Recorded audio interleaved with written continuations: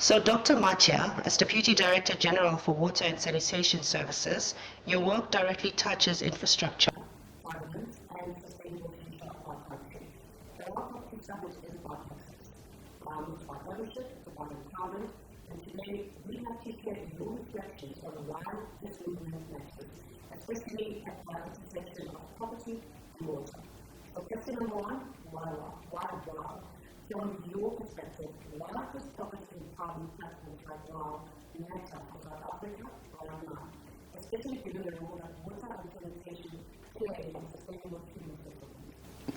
All right. Thank you, first of all, for having us as the department. As you know, our key role is specifically to deal with the natural water resources, which we have the objective and a mandate through our National Water Act. But I think your question is quite crucial, specifically on the fact that if you look on the issues of access to land, be it in whichever form, one of the key enablers is water. Infrastructure development hinges around SDG number 9, which is infrastructure development. But I think if you would have been aware, in the current regime, in a space where the World Bank, as well as the OECD, there's a view that with this whole urban morphology, most of the people are going to move from rural areas to urban areas, and about 80% by 2050 will be living in urban areas, which means that when it comes to issues of access, be it infrastructure, there will be a lot of bottleneck in urban developed area or peri-urban areas. Now it means, therefore, there's a need for more water to access those services.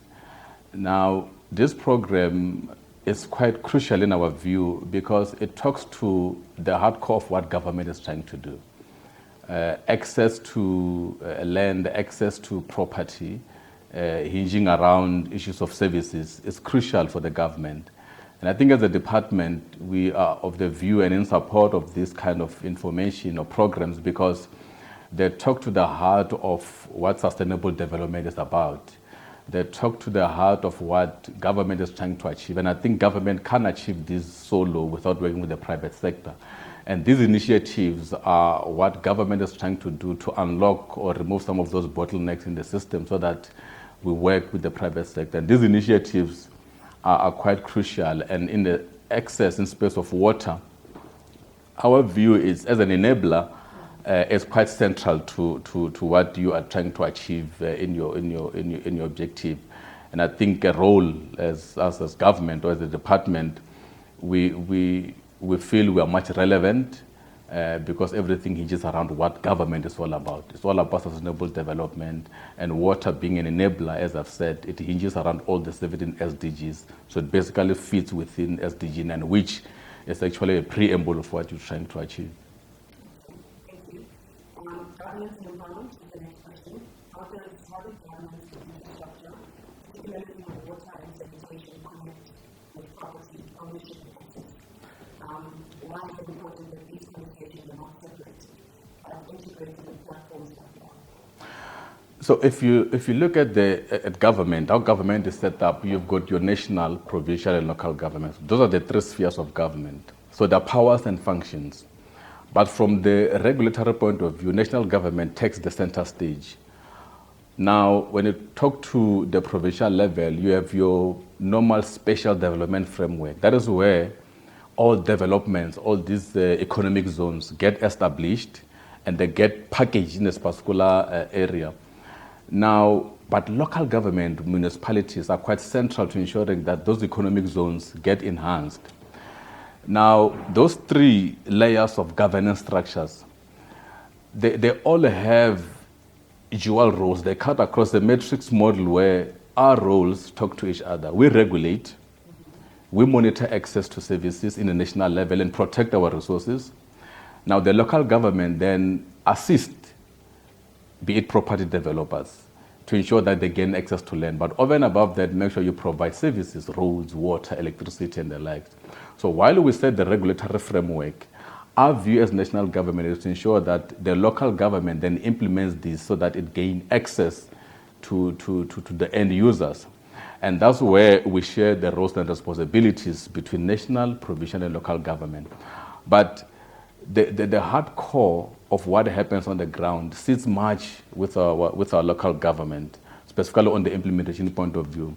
So when we talk like your program, much as it will be felt first in a local government, but it will translate to what the provincial special development framework is about, and it will move up to your national government to have a clear view of what impact does the current level of governance has been structured and what impact is it having on the ground. So those separations of powers and functions, that's how it gets managed on the ground. But when it comes to the role of where services are implemented, monitoring and evaluation, they're happening on a local level, and that's where our municipalities come in. Of course, there's another sphere of government, which is cooperative governance and traditional affairs, that manages that part. But from the national overview, we as the department are actually sitting as that part as a regulator in the infrastructure level. Yes.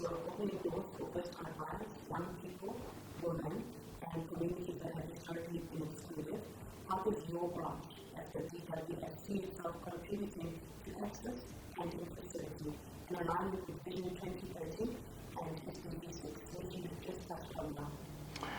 Yeah, no, you see, now you are exactly where I wanted you. I was trying to drive you to get to that point because you know with the SDG 6, the target is 2030. And unfortunately, as a country, we are behind. We can't reach the goal, not only SDG 6, but the rest of the SDGs. But although the positive is when you look at South Africa compared to the other SADC countries or our index stats, in the UN, we're actually looking much more better. We are doing much more better. In Africa, we're actually number 5 in all those countries. But coming back to your point is that as the department, if you look at how Stats SA do a matrix on how we achieve our SDGs, it's not sitting with the department.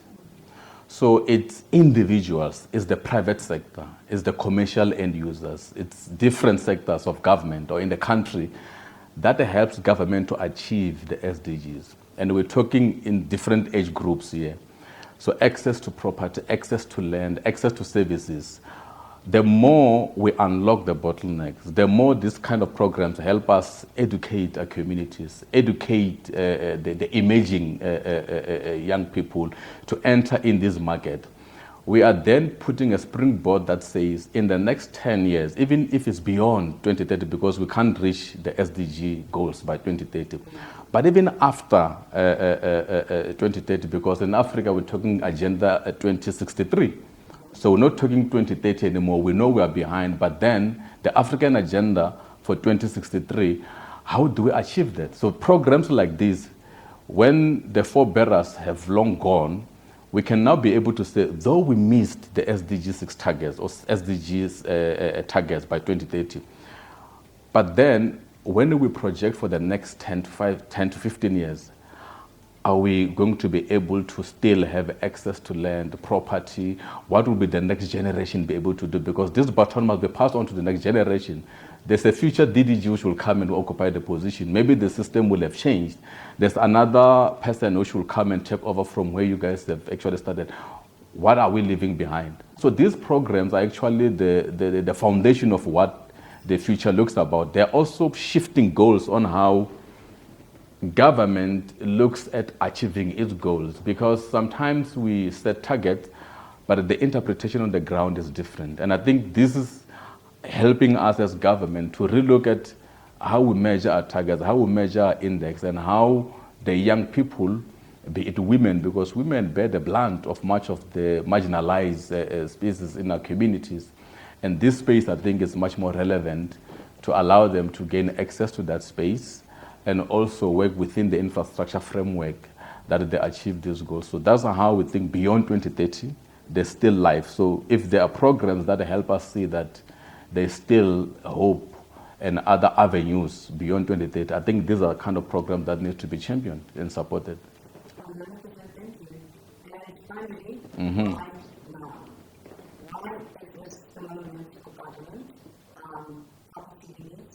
and institutions like Department of Water Sanitation to join hands with private players. I think most of these questions really been touching based on sponsors, on communities, social empowerment and access, and not just slogans, but are actually lived reality.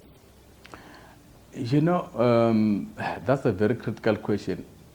If you look at in government, and I will talk also just for the department, post 1994, there was just a lot of excitement. It was like a policy development phase there.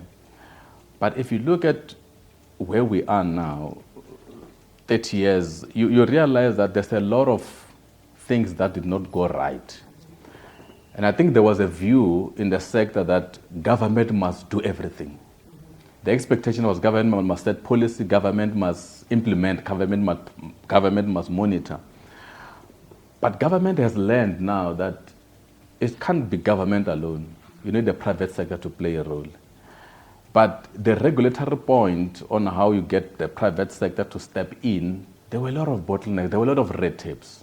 And when you look now with National Treasury, they looked at different models to say, remove the bottlenecks, open up the space for the private sector to start participating, because government has realized that you can't create jobs alone.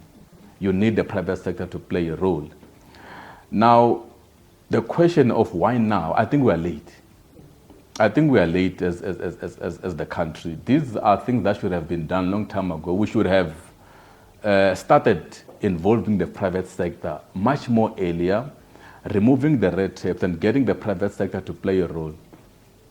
Now, they always say that rather late than never. Maybe perhaps that will be relevant to this, because with this kind of initiatives, although there's a lot of time lost, but these initiatives are giving us hope that the private sector is going to play a critical role. We can't change the microeconomics of our country without the private sector. So the timing is perfect. I think the ground is fertile. One other thing is that government has the appetite to work with the private sector. They are willing to work with the private sector. Access to land, there are a lot of bottlenecks that are being removed now. Local government, some of those economic zones, they want the private sector to step in. So the fact that they have appetite for that, it means the services, water, roads, electricity could be easily available. And you can see that even government is moving on the policy direction that should not be a bottleneck to economic development, but we should create that enabling environment for the private sector to do work much more easier. So I would say, though we are late, but I think the fact that these programs are starting on the ground, they're helping government achieve some of these goals going forward. So perhaps we're not too late, we're right on time. Thank you.